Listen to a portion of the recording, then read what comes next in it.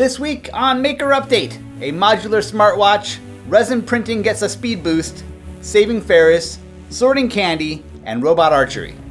Hey, I'm Donald Bell, and welcome back to another Maker Update. I hope you're all doing well and finding time to work on some projects. I'm not exactly sure what my next project's going to be. It's been kind of an issue for me. What am I going to do? But maybe the show will provide the answer. Let's get started with the project of the week. The Singularitron is a big honkin' smartwatch made by Zack Freedman that he freely admits mostly fails as a timekeeping device.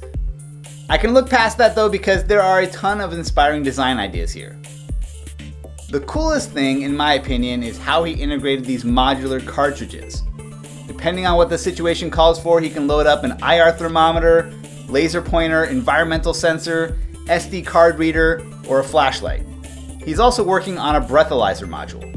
Each cartridge has its own circuit board with a unique identifier so that the main unit can recognize it, know what to do with it, and display the appropriate information on the screen.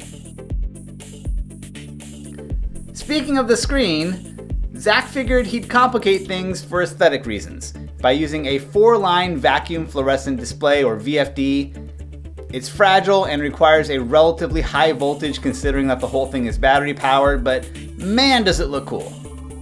And that's actually my favorite part of this project conceptually, because Zack embarked on it as an excuse to use a bunch of the random cool components that were cluttering up his workbench. How many of us have boxes and boxes of cool stuff, either ordered on impulse or left over from other projects that are just gathering dust? Instead of waiting for the perfect project, why not challenge yourself to make something with what you already have and let the components lead the project? Sometimes the tastiest meals come from the leftovers. Now for some news. The market for SLA resin 3D printers has become super competitive over the past few years. It's led to some amazing deals on SLA printers, but aside from build volume, I haven't heard a lot of exciting features to distinguish one printer from the other. Prusa is hoping that the killer feature is speed. Last week they announced a new version of their SL1 printer called the SLS Speed. They claim that it's the fastest desktop SLA printer on the market, in some cases up to 3 times faster than the competition, without sacrificing quality.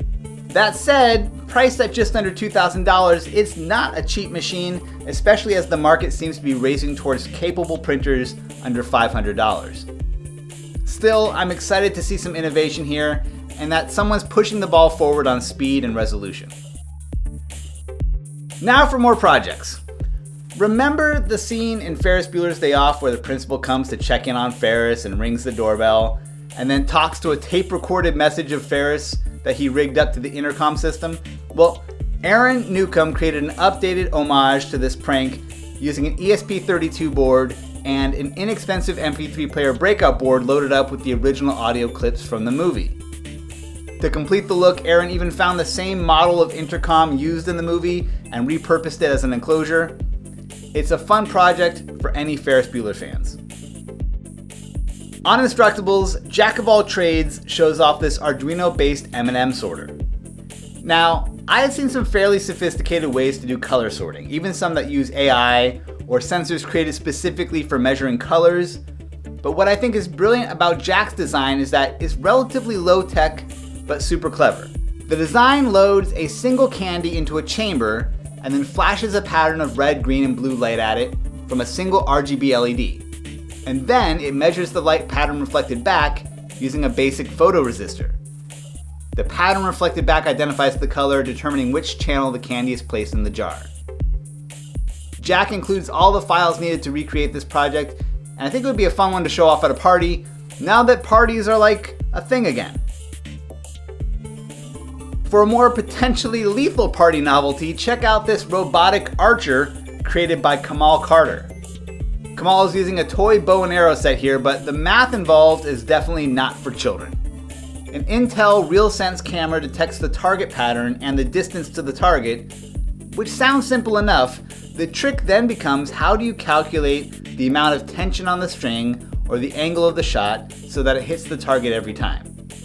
It's a challenging project, but it looks like a lot of fun once you have it working. Now for some tools and tips on the Cool Tools channel. I take a look at a type of zip tie called a mount head zip tie. These are used in construction and AV installation. It's basically a zip tie with a thick ring on the clasp that allows it to be easily screwed or nailed to a wall. They're great for cable management, but really, they're great for anything that you want to mount to your wall. With these, if you can zip tie it, you can put it on your wall. I think they're great. If you're into pen plotters, Monokai has a guide on how to use a Raspberry Pi to wirelessly send an image to an AxiDraw machine. It's cooler than it may sound because the solution gives you a UI that you can drag and drop SVG images to and then just hit go. There's no Inkscape, it scales your images automatically and optimizes everything. It sounds like a cool way to go. On Tested, Adam Savage has a video out on his collection of workshop hammers.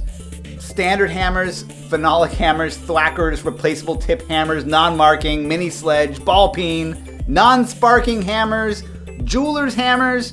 You're bound to encounter something that you haven't seen before, so check it out. Same goes for this video by David Picciuto on 15 woodworking tips. As a non-woodworker, I can appreciate that a lot of these are hacks for efficiency or covering up mistakes. Definitely worth a watch. For this week's Digi-Key Spotlight, check out Lady Ada's guide on finding evaluation boards on DigiKey for different chips. Many chip manufacturers create maker-friendly evaluation boards for their flagship designs, but it's not always clear what the board is called or if it's relevant to the specific chip that you're interested in using. Lady Ada offers some great advice on tracking down an eval board that gets you what you need and what features to look out for if you have a few choices. Alright, and that does it for this week's show. Be sure to subscribe, leave a thumbs up, leave a comment. You can get on the Maker Update email list so you never miss a show. A big thanks to my patrons on Patreon, and especially to Digi-Key Electronics for being awesome and making this whole show possible. Thanks for watching, and I'll see you soon.